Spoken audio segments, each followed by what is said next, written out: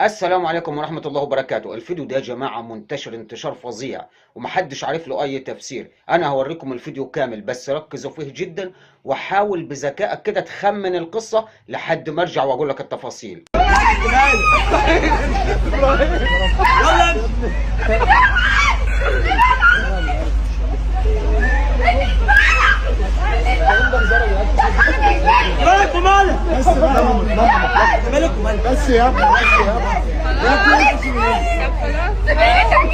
اول حد نشر الفيديو ده هو العروسه وقالت ان انا كنت عايز ارقص سلو. انا ما اعرفش يعني ايه سلو، بس يبدو كده ان فيه رقصه جديده طلعت اسمها سلو، لكن خطيبها ده او جوزها رفض، فعشان كده اتشكروا مع بعض.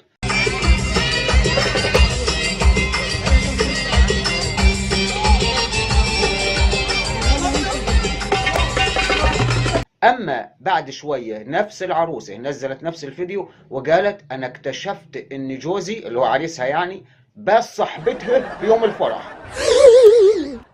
ايوه يا جماعه، والمفروض احنا كمشاهدين نصدق.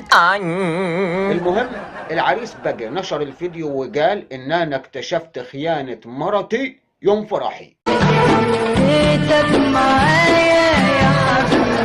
طبعا احنا برضو المفروض نصدق، لكن المهم يا جماعة في ناس يعني ركزت كده في الفيديو وقالت ان الناس اللي ورا في الفيديو بيضحكوا، فده دليل على انه يعني مقلب. وفعلا طلع الموضوع مقلب، والعروسة ما كانتش تعرف بالمقلب، صاحبتها بس اللي كانت تعرف.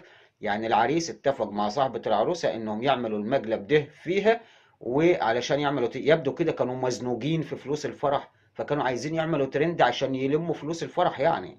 المهم ان في اخر الفيديو صالحها، وانا هجيب لكم باقي الفيديوهات اللي توضح لكم حقيقة الفيديو.